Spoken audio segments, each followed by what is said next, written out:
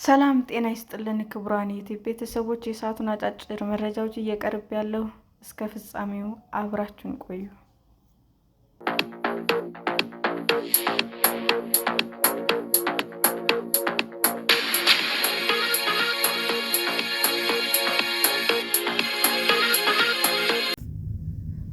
እናት አባትና ልጅን ጨምሮ 4 ሰዎች በትግራይ ክልል በደረሰ የመብረቅ አደጋ ሞቱ።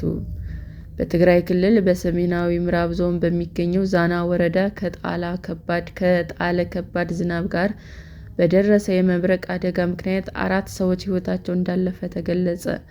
የዛና ወረዳ አስተዳዳሪ ሙላቲ ሀዲግ ለቢቢሲ እንደገለጹት በመብረቅ አደጋው ምክንያት ከሞቱ ሰዎች መካከል 3ቱ የአንድ ቤተሰብ አባላት ናቸው። በአደጋው አባት፣ እናት እና ወንድ ልጃቸው ሞተዋል ብለዋል። በተጨማሪም አንድ ሌላ ግለሰብ በመብረቅ አደጋው መሞታቸውንም አክለዋል። ማክሰኞ ጥቅምት 11 ቀን 2018 ዓ.ም ማምሻውን ከባድ ዝናብ በመጣሉ ምክንያት የመብረቅ አደጋው እንደተከሰተ አቶ ሙላቴ ለቢቢሲ ተናግረዋል። ከ11 ሰዓት እስከ ምሽቱ 3 ሰዓት በጣለው ከባድ ዝናብ ምክንያት በወረዳው በሚገኙ 2 ቀበሌዎች ማለትም በሀድኔት ቀበሌ እና በማይላሚን ቀበሌ የመብረቅ አደጋ ደርሷል ብለዋል። የሞቱት ሰዎች 3 ወንድና አንዲት ሴት መሆናቸውንም ገልጸዋል። 3ቱ የአንድ ቤተሰብ አባላት የኖሩ የነበረ ሀድነት በተባለው ቀበሌ ውስጥ ሲሆን አራተኛው አባወራ ደግሞ በማይላሚን ቀበሌ ይኖር ነበር።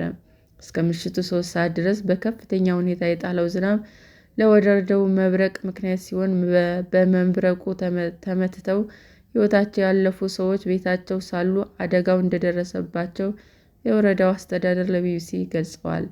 የአደጋ ሰለባዎቹ የመብረቅ አደጋው ከደረሰ በኋላ ወዲያውኑ ሕይወታቸው እንዳለፈም አቶ ሙላቴ አክለው አስረድተዋል። በአሁኑ ወቅት በተለይም በሰሜን ምዕራብ የትግራይ አካባቢዎች ወቅቱን ያልጠበቀ ከባድ ዝናብ ስለሚከሰት አርሶ አደሮች በፍጥነት ሰብላቸውን እንዲሰበስቡ የትግራይ ሜትሮሎጂ ተቋም እና የትግራይ ግብርና ቢሮ ማስጠንቀቂያ ሰጥቶ እንደነበር ተገልጿል።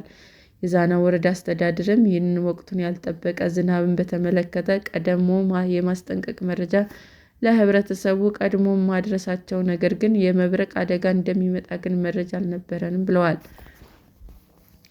የመብረቅ አደጋ ሊከሰት እንደሚችል በትክክል ግምት መስጠት ባይቻልም በዘመናዊ ሜትሮሎጂ ምርምር በመታገዝ የመብረቅ አደጋ ሊከሰት የሚችልበት እድል እንዲሁም ጠቅለል ባለ ሁኔታ የትኛው አካባቢ ሊከሰት እንደሚችል ትንበያ ማስቀመጥ እንደሚቻል ጥናቶች ይጠቁማሉ። ከ1 ወር በፊት በሀድነት ቀበሌ እና በኮሙቶም ቀበሌ በተከሰተ የመብረቅ አደጋ ሳቢያ የ14 ዓመት ታዳጊ ሕይወት ማለፉን ያስታወሱት አቶ ሙላቴ በ2 ወር ውስጥ በወረዳው በአጠቃላይ 6 ሰዎች በመብረቅ አደጋ ሞተዋል ብለዋል። በአሁኑ ወቅት በተለያዩ የኢትዮጵያ አካባቢዎች ወቅቱን ያልጠበቀ የዝናብ ሁኔታ እየተስተዋለ መሆኑን ነዋሪዎች እየተናገሩ ነው። ቀደም ባሉ ዓመታት በተለይም በክረምት ወቅት በተለያዩ የኢትዮጵያ ክፍሎች ውስጥ በደረሱ የመብረቅ አደጋዎች ምክንያት የሰዎች ሕይወት ማለፉ መዘገቡ ይታወሳል። ሰላም ጤና ይስጥልን ውድ የዩቲዩብ ቤተሰቦቼ እንዴት ናችሁ? አዲስ ጀማሪ ነኝና ሰብስክራይብ ያደረጋችሁ አበረታቱኝ። አመሰግናለሁ። ብርሃን የዩቲዩብ አድማጮቻችን ለሰዓቱ ያቀረብኩላችሁ አጫጭር መረጃዎች ይህንን ይመስል ነበር። በሌላ መረጃ እስክንገናኝ ሼር፣ ላይክ፣ ሰብስክራይብ እንዲሁም ቢቀርብልን የምትሉት መረጃ ካለ ኮሜንት እያደረጋችሁ ቸር ቆዩን።